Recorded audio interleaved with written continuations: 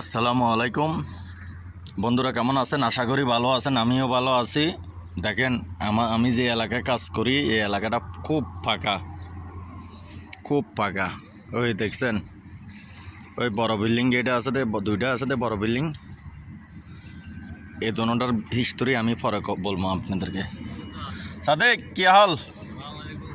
আলহামদুলিল্লাহ। সালাম। গরুর কলিজি, গরুর গোস্ত, ডাইলবাজি এগুলাই আছে, অন্য কিছু নাই এখন আর। হ্যাঁ,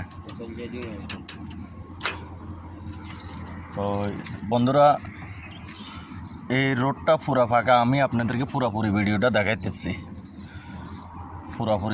দেখাইতেছি, এই গাড়ি টাড়ি দেখছেন, এই আর দাগেগুলো সব হলো গাড়ির পার্কিং। তো শুভ সকাল, শুভ সকাল। আমি গ্যাসের সিলিন্ডার পাল্টাইতাম যাইতেছি, দেখাইতেছি আমাদের দোকান থেকে কতটুকু দূর গ্যাসের সিলিন্ডার পাল্টাইতে যাইতে হইলে।